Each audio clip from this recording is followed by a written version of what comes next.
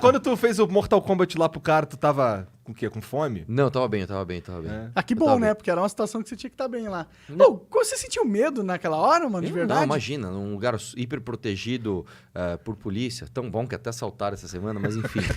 Você viu que assaltaram lá, mas enfim, não imagina, medo nenhum. Ele foi assaltado? Todo um tiozinho bêbado. E ele nem ia te dar porrada, tá? Ele só veio correndo ali pra fazer Eu acho que ele ia. Depois ele falou que não ia, mas ele ia assim. Ele nem me cumprimenta mais esse cara. Ele passa por mim e não fala nem oi.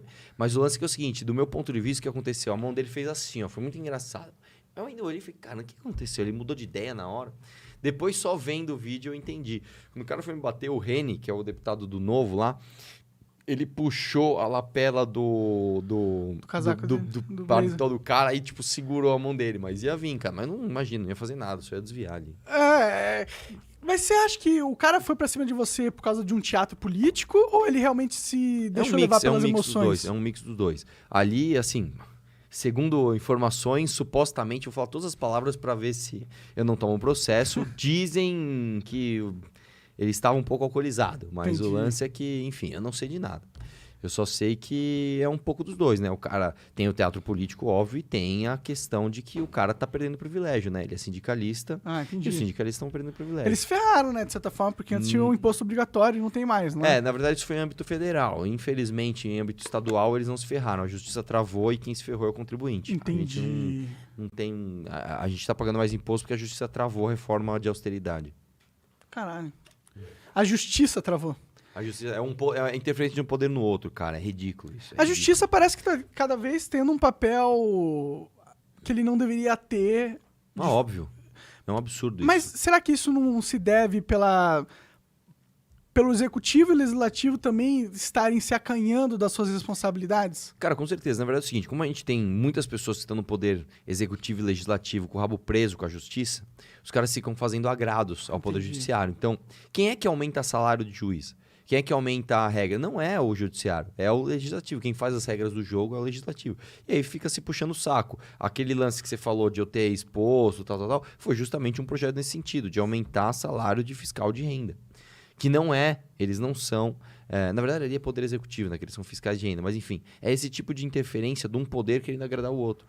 O legislativo indo lá, aumentando o salário do executivo, aumentando benesses e privilégios da elite do funcionalismo público. Quando tu fez isso daí, os caras, obviamente, ficaram putos, mas eles te boicotam agora? Na verdade, eu já entrei boicotado, né? O lance é o seguinte, a gente tem mídia espontânea e os caras têm uma baita inveja disso. Porque os caras, eles se esforçam pra pôr a fotinho deles no jornal como o cara que trabalha pela população. E, na verdade, a gente sabe que é um monte de demagogia, um monte de otário lá levantando a mão perto da sua região. Como eu trouxe recursos pra região, como eu fiz um projeto. Puta de uns caras que ninguém se sente representado por eles. E aí você chega falando a verdade, batendo na mesa, falando que vocês são um bando de vagabundo. Aí todo mundo te dá holofote. E os caras ficam putos. Então, assim, isso desde o dia 1 eu já fui boicotado. A começar que eu escolhi pra estar na comissão de finanças e um dia antes me tiraram. Um dia antes da nomeação, estava tudo certo, um dia antes me tiraram. Que é a comissão justamente que analisa o impacto financeiro dos projetos, comissão de finanças. Nunca ia deixar um cara como você que fala pra caralho numa parada dessa. Pois é. Só que mesmo eu não sendo membro, quando tem projeto que é muito midiático, eu participo. Não sei se vocês lembram num caso que eles queriam aumentar R$4.000 a verba para alugar carro. Não lembro disso. Eles queriam aumentar 4 mil... Quer dizer, a gente já tem R$33.000 para gastar por mês. Eu não gasto um centavo. Tem cara que gasta os 33 e mais um Você não gasta um centavo? Um centavo. O que você faz com essa grana? Nada. Essa grana fica lá, fica de volta pra União. O lance é o seguinte, como que funciona a verba de gabinete para você gastar com esse tipo de coisa? Você compra alguma coisa e você pede reembolso. Então, por exemplo, vamos supor que eu faço igual o PT faz aqui na Câmara de São Paulo há muito tempo. O cara compra, 8 mil folhas de sulfite por mês na mesma gráfica. É só o PT que faz? Não, um monte de gente faz. Mas tô dando um exemplo de um cara. É que esse é bem emblemático. O cara vai na mesma gráfica comprar 8 mil folhas de sulfite todo mês. Porra! Entendi. Que coisa, hein?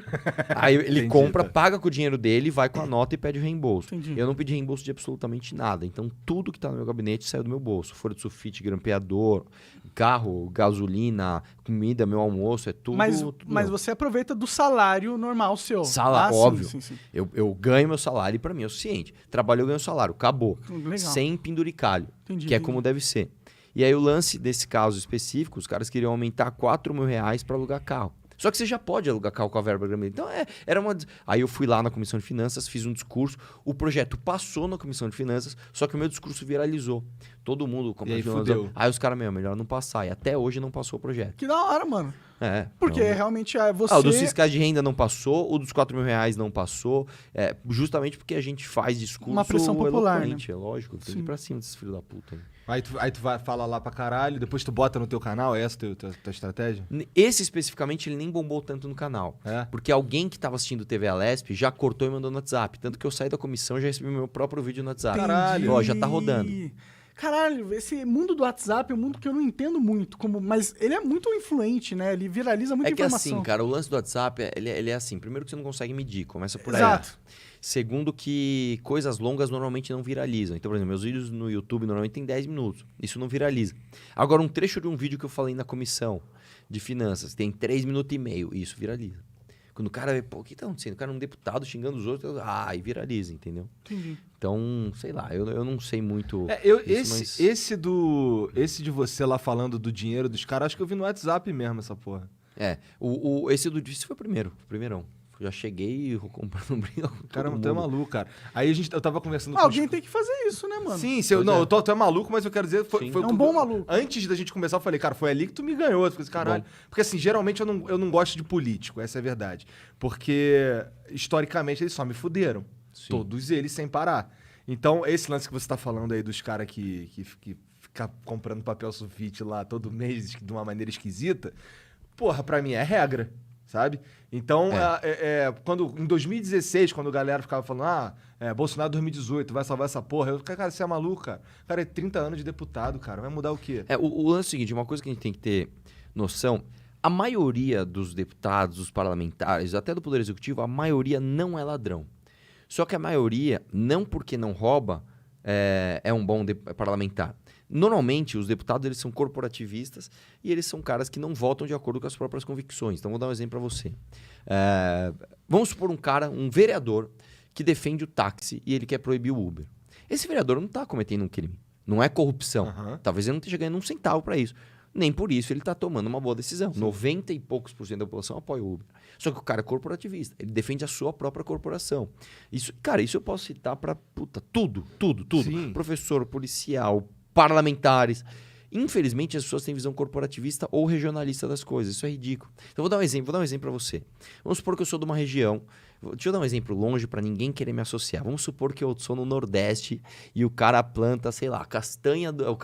O cara, puta, sei lá, ele vive. É que eu ia falar de café, mas café é São Paulo. Vamos falar de. Sei lá, o cara tem alguma coisa que é regional ali. Uhum. Aí tem um projeto de lei que vai fazer um protecionismo regional daquilo. Ele vai lá e vota a favor. E o pessoal da região fala, aplaude. Não, cara, isso é ruim pro Brasil. Isso é bom para aquela meia dúzia de pessoas que, estão dentro de uma corporação que vai gostar. Só que o resto do Brasil se ferra. Então, infelizmente, o principal problema do Brasil é corporativismo, não é corrupção. Porque a corrupção é fácil. Você identifica, tá errado, prende, torna midiático, não volta mais desse cara. O corporativismo é mais difícil, cara. Eu entendo isso, difícil. Mas assim, tem um outro ponto que é... Por exemplo, o Bolsonaro falou uma vez na TV que... Foi na TV mesmo que ele falou. Não, e a verba pra fazer isso aí? Esse dinheiro aí eu uso pra comer gente. É crime? Não é crime. Pô, assim, não é crime, mas ainda é imoral um monte de coisa. Você tá falando aí que Sim. você não usa essa grana verba de você teria pra usar Sim. e tal. Que nem a gente uma vez conversando com um deputado também do MBL, no Congresso do MBL, ele falando que no estado que ele é deputado tem uma verba lá absurda, eu não lembro onde é. Uma verba absurda Mato Grosso, né? Que eles podem usar e não tem nem que dar explicação e foda-se. Cara, por mais que não seja corrupção porque é legal... Exatamente. Foda-se, caralho. Foda-se, porque sistema, é imoral, cara. É um sistema que ele foi projetado de uma forma corrupta. Pra ser assim. Ele foi feito pra eu poder roubar sob a lei. Exatamente. Porra. O problema do Brasil ele é estrutural. Esse é o lance. O problema não são só as moscas. O problema é a carniça que tá na sala e atrai... As moscas. Caralho, o problema é tá falando monarquejal. Gostou? O problema é a estrutura. Sim. O problema é a estrutura. O problema não são os players apenas. O problema é a estrutura. Né? Mas você não acha que, tipo, não tem uma questão do Estado, por ser um centralizador do poder, de certa força, o dominante da força em si é o Estado que domina. Ele é o único que tem direito de matar alguém, né? Em teoria. a gente tem direito em defesa, mas é com o aval do Estado. Você acha que essa dinâmica não cria uma alavanca por corporativismo, Na verdade, necessariamente? Todo acúmulo de poder, o ser humano ele reage a estímulos. Todo acúmulo de poder é um incentivo a você se tornar um corruptor ou um corruptível. O lance quando você fala assim, o problema não é a entidade Estado. O problema é a estrutura específica que nós temos aqui. Se a gente tivesse um Estado diminuto, um Estado pequenininho, ele não seria um problema. Ele seria uma solução para os conflitos. O problema é que nosso Estado, especificamente no Brasil, ele está em tudo. Tudo. Nesse bagulho que você está fumando, nesse boneco, nesse microfone. Não, aquele boneco ali não tá, não. Pau no cu do Estado. Nesse microfone também não. Pau no cu do Estado. Você que pensa. Foi no Paraguai, né? Você burlou, mas o Estado tá nele. Assim, O Estado tava um na nossa absurdo isso. necessidade de burlar, A pelo gente menos. precisou burlar porque exatamente. aquele custava o dobro. É um absurdo. É um absurdo. Eu acho um absurdo isso. Então, o problema não é a entidade Estado per si. Não é esse o problema. Intrinsecamente, a palavra Estado ou o conceito de Estado. O problema é que a dose importa. A diferença entre o remédio e o veneno é a dose. Eu acho que nós temos uma dosagem excessiva de Estado. Isso aí, eu acho que ninguém discorda no Brasil. Eu acho que se não tem uma coisa que une... Opa, se discorda. Tem os caras que O é mais PSOL o PSOL quer estatizar a Odebrecht. Mas assim, tipo, entre as pessoas, a pessoa normal, pessoa comum, tá ligado? Não Sei. o cara que tá dentro da política. Tipo, direita ou esquerda? Os caras do PSOL não são normais. Não são muito. Bom, eu converso com bastante pessoas de esquerda e todas elas que a gente conversou, a gente propôs essa ideia de separar o país em núcleos menores. Cara, todo mundo concordou, todo mundo Todo mundo quer apoia é óbvio, todo mundo quer se livrar do Rio de Janeiro.